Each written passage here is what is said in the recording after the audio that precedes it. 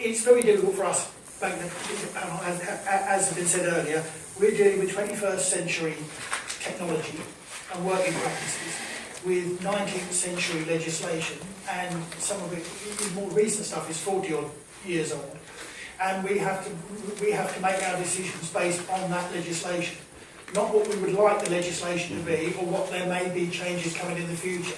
We have to make a decision based on the law that we have in front of us and the working practices that law was put in place to do. What I'm particularly interested in is the, well, just another aside to that.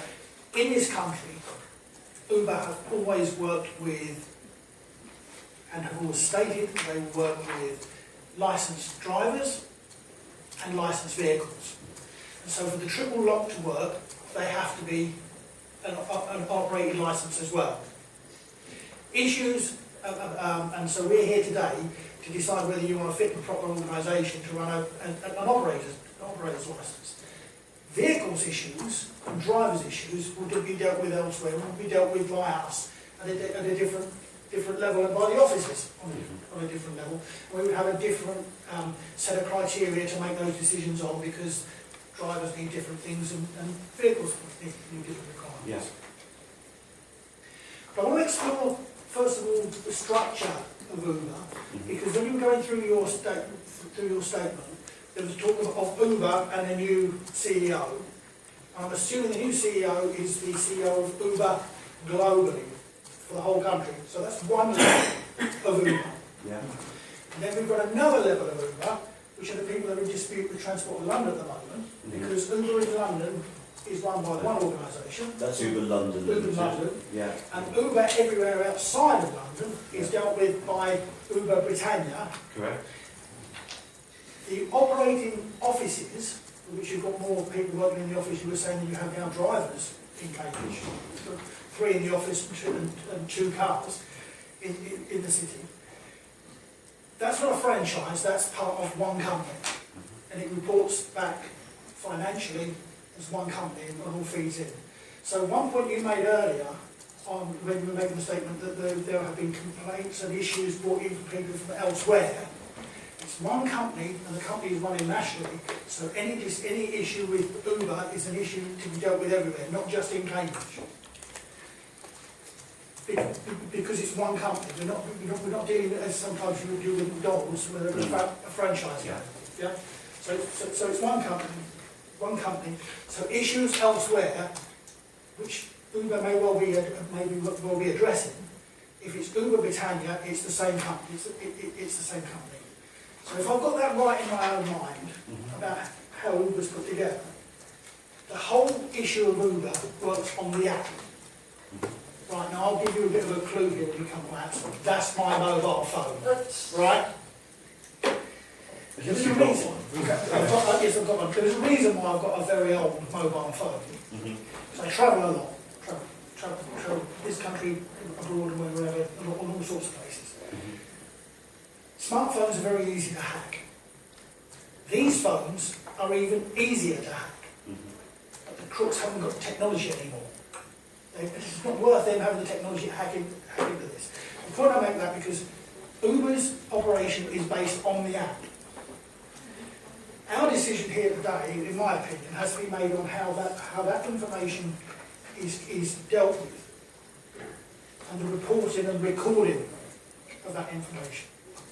So you have to bear with me a little bit as I go through how I see, from Luke's report and from what you said earlier, how this information is sent to the right vehicles. Because all we're really concerned about today is getting the triple lock for the moment to work for 2 vehicles and several drivers, because as we know, and the trade would know, quite often private hire vehicles and hackneys have more than one driver at any one time, because you need to keep them going on the road all the time, and drivers can only be going a certain amount of time before they fall asleep, or whatever.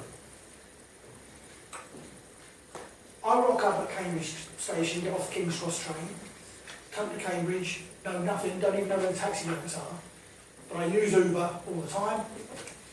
Go to the app, press the button. It will show me on my phone, presumably, where the different cars are. Do I choose the vehicle? Uber chooses the vehicle. Yeah. Right. So Uber decides, so the app or a person makes that decision. No, the app locates the nearest driver who, Mr. Jones might correct me, the nearest driver who signified that they're available to take a journey. Can I just make that a bit clear? The driver, is that If it helps, so the app is configured in a local area. So there'll be configuration settings such as deciding what an acceptable estimated time of arrival is if you arrive at the station.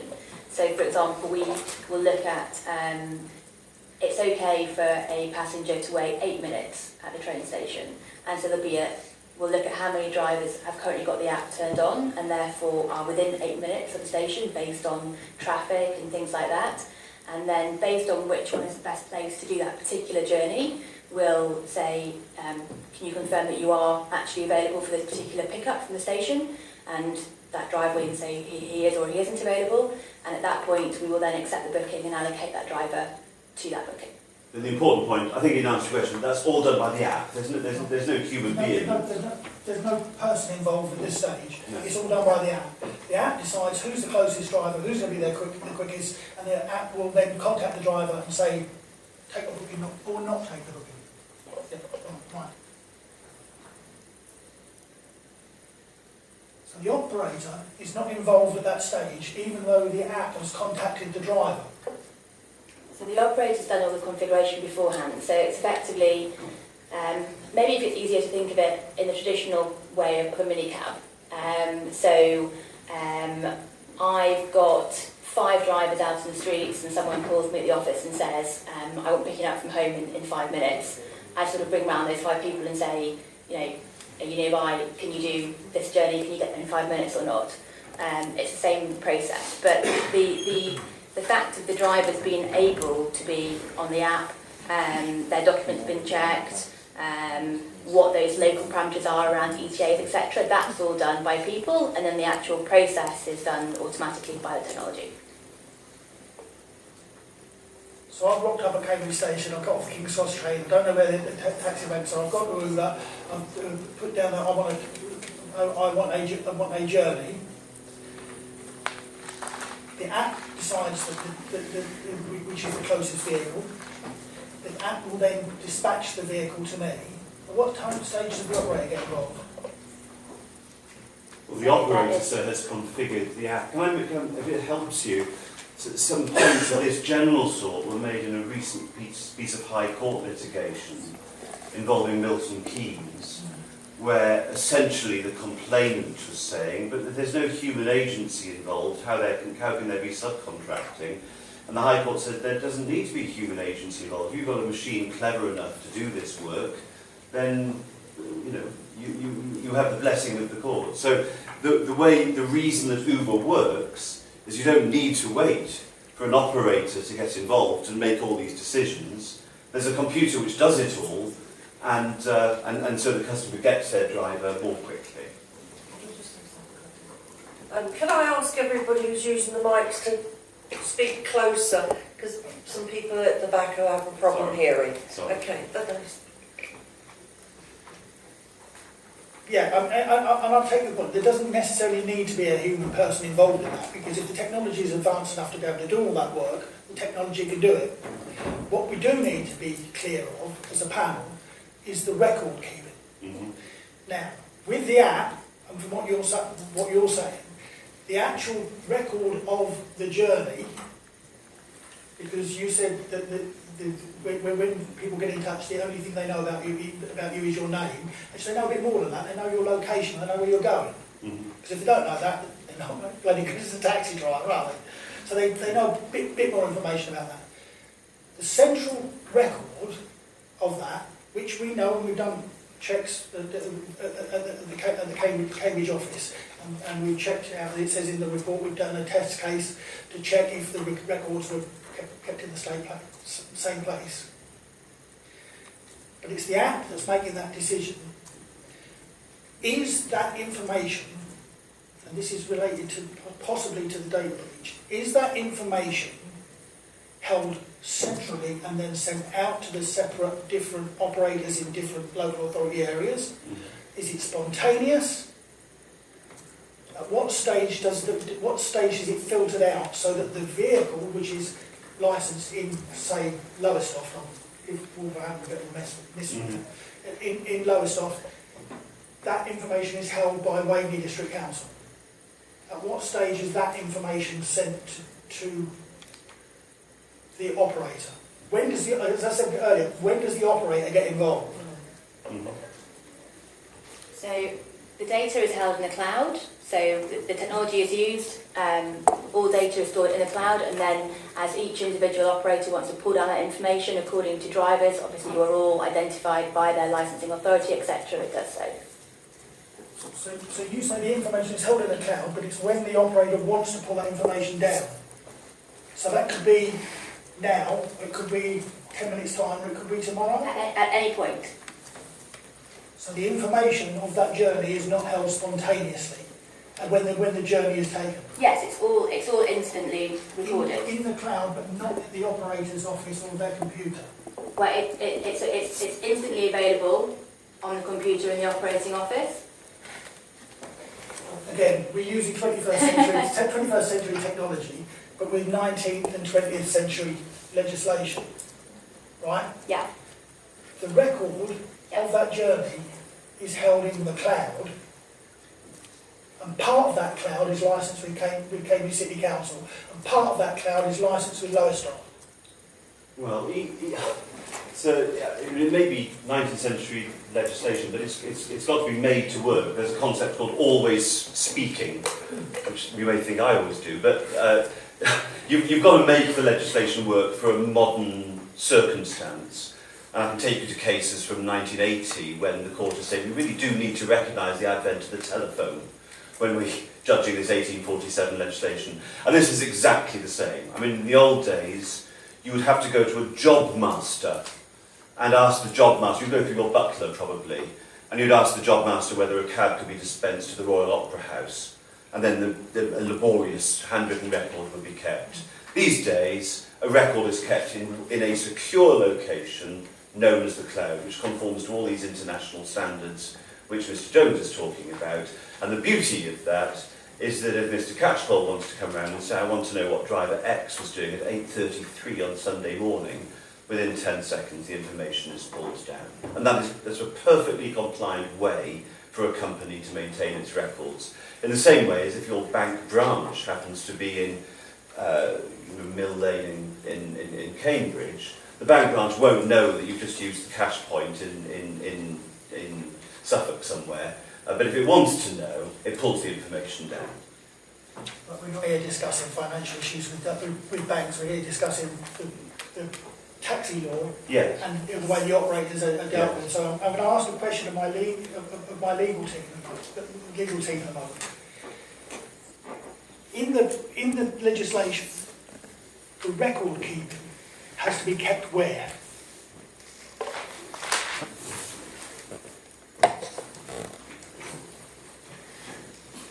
Here we go.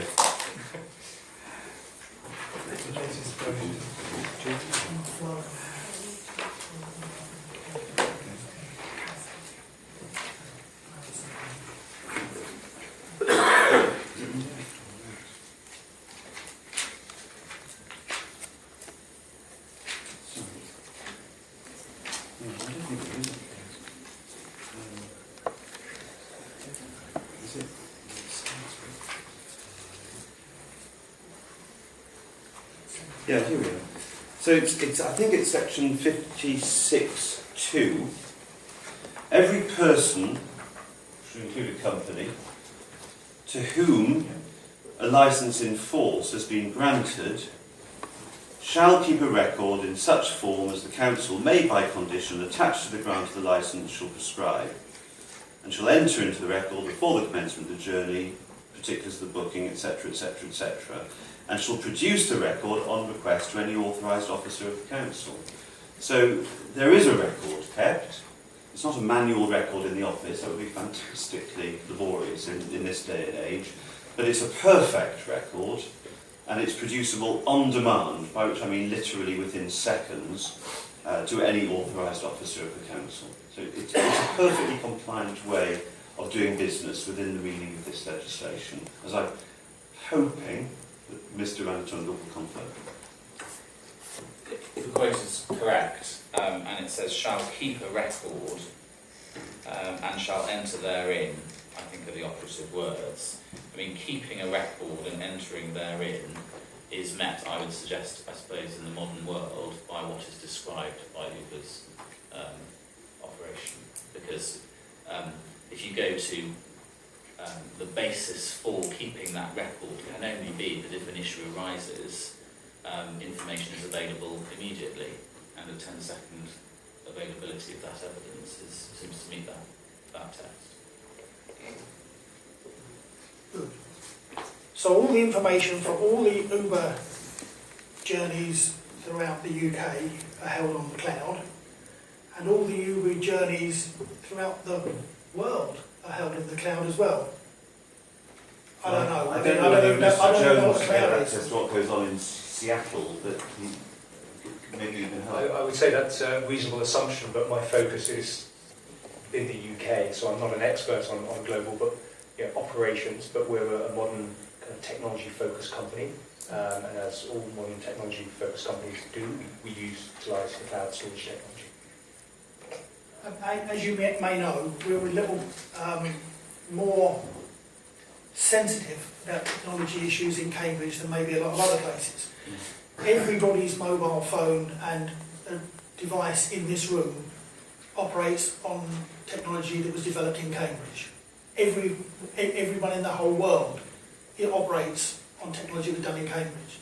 We have people working out of back bedrooms who would be able to crack your smartphone if they felt like doing it. We've got 14-year-old teenagers who run rings around professors in technology until they get to about 17, and then there's 14-year-olds who run rings around them.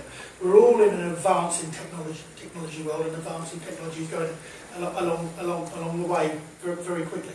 We have to make decisions here based on archaic but still existing legislation, and we have to bear in mind here safety of our citizens. And really, we understand how the law is. We understand how the law is. That it's obvious if you've had 200,000 journeys in Cambridge, but you've only had the maximum time of 4 Cambridge licensed vehicles, that the majority of those journeys were carried out by other places for operators. I am concerned about how that works in the greater scheme of things, but we're not here to make decisions about other areas. We put requirements on our drivers and our vehicles for the safety of our residents, and we put requirements on our operators for the safety of our residents, and hope that if we are far enough advanced in our requirements, other authorities will say, yes, that's a good way of running things, and they will change their licensing policy to probably fit in with ours, and that's hopefully happening throughout East Anglia and further afield. But I was a little concerned when Mr. Jones was saying he would have to speak to his drivers about displaying their licence, because that's a requirement. I mean, that is a requirement that the licence should be given, and if Mr. Jones is the name there that's on the list as being the person who is the fit and proper person to be running that, to not know such a fundamental part of taxi law causes me some concern. I think I'm not sure Mr. Jones is somebody who doesn't know the fundamental parts of taxi law. I mean, all the drivers have to display their licence in one form or in one form or another. I think the point he was making is if you ever found out that wasn't happening, that immediate action would be taken. Well, luckily Mr. Carpen's recorded everything, so we'll be able to check back exactly what the word terminology was, but I've got to... Can I just ask, I mean, have I misquoted you, Mr. Jones? No, I think that was in relation to working with the licensing team, which if they got a report of a driver that wasn't correctly following the conditions of their licence to display the livery, they could alert us and would immediately take action, because Obviously that's a condition of our licence, something that's serious in terms of identifying that vehicle. So it was to exercise that duty and to respond to those concerns. I would also like to say that I wouldn't want Uber to have to jump through any more hoops than any other operator operating in Cambridge. Yes. So the questions that I'm asking here, though other operators may well be using different systems, Yes. I will be just as harsh on everybody else. Right. Some operators who are in here now know that. I mean, can I just say in response, I mean, it's really good to have these hearings because we can work out what the hoops are.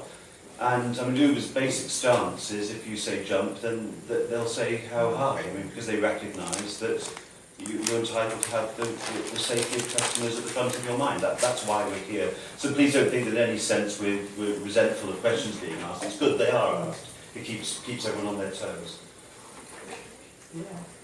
Lovely. Okay, what I'm going to suggest now is that we have about a 15-minute break before we come back to the officers, because we need a comfort break quickly. Onto the conditions, we've had a quick chat about the rewording of condition 2 on page 117.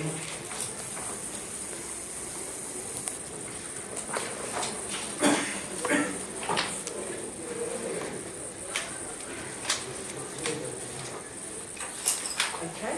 And we would like it to read, starting from upon receiving any allegation or complaint relating to the above serious behaviours, the operator must take reasonable steps to restrict the driver's access to the app as soon as practical, and whilst any investigation is ongoing. All complaints will be reported by the operator to the council within 1 working day of receiving the complaint, rather than 72 hours. Oh, sorry, and to add access to the app as practically possible, and in any event, no longer than 24 hours. That's right.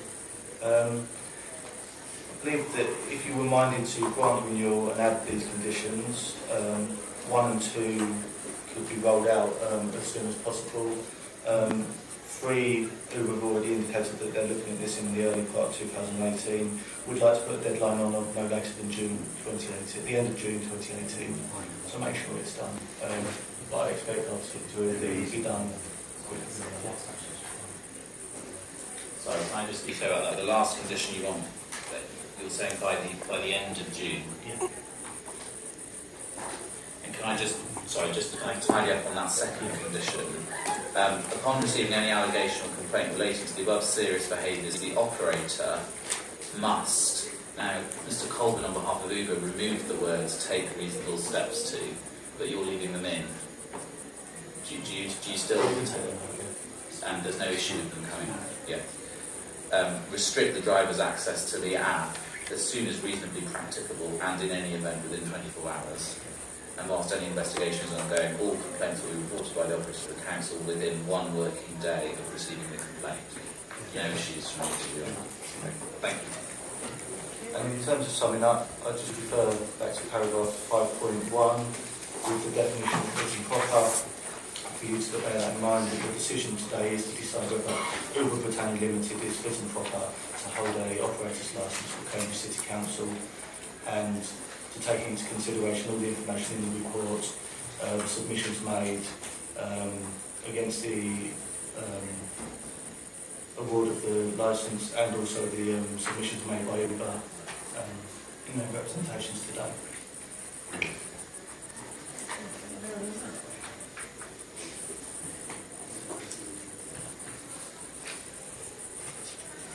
Okay, thank you for that, Mr. Catchpole. So when all the information has been offered, the Chair will invite all parties to summarise their points if they wish. Okay. So you're happy, okay? So would you like to? Thanks, Dan. Can I just say thank you very much indeed for listening to us. I've had the lion's share of the stage today, and if you don't accept my points by now, I don't think I'm going to get you to do it now. But if you do, thank you very much indeed for listening to us. I've got nothing to add. Mr Jones, have you got anything? Likewise, nothing further to add. Thank you, Councillor. Thank you very much. Okay, can I ask my legal team to summarise? Just some brief comments from me, Chair, and just really firstly to draw your attention to the legislative provisions in your report. That's page 9 and 10, and you've heard about what the test is of fit and proper. Of course, the test is not defined in any statute anywhere, but you've been given some help with that, whether or not the applicant is a safe and suitable person is another way of putting it. Your options are also set out under paragraph 6.2. You'll note that you can impose further conditions, additional conditions to those that have already been agreed. The test for imposing those conditions would be such conditions as you may consider reasonably necessary, and you do have a discretion to do that. Just in terms of some general other points, if I may briefly, you've heard about the licensing history, which of course you can take into account, and that Uber have been operating since November 2016.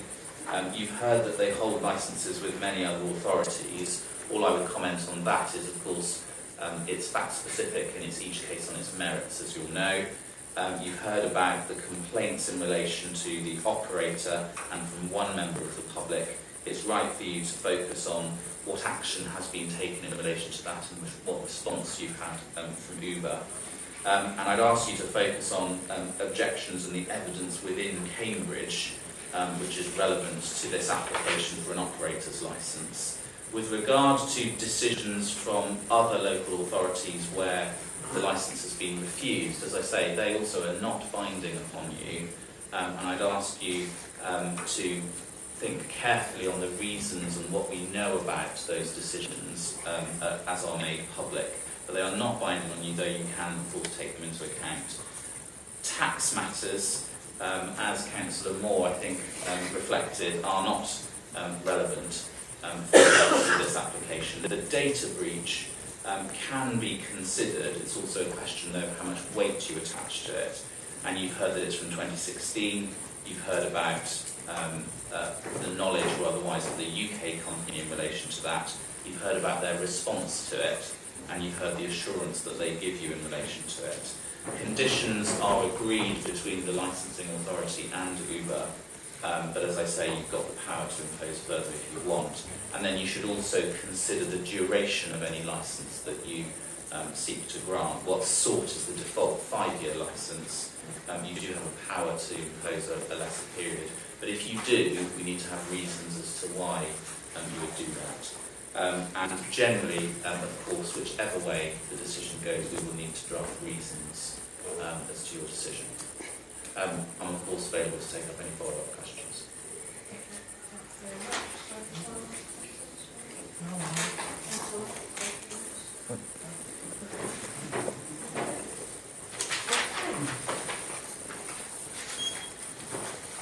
Okay. As everybody else has summed up now, what we'll do, the subcommittee will now leave the room.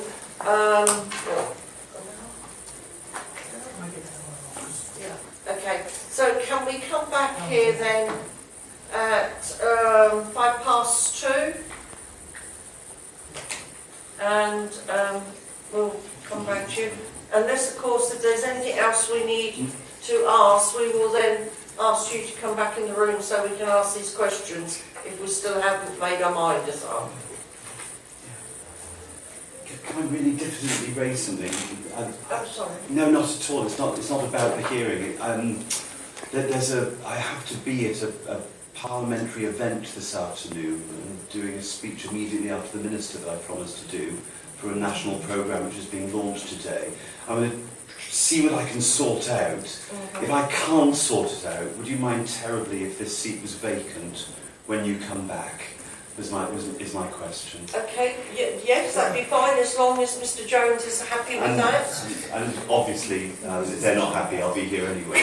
Yeah. But I don't mean any disrespect by this, but it's just a long-standing commitment that I feel a bit worried about breaking. Okay, Thank I you. understand. So Thank you don't very worry. much. Okay,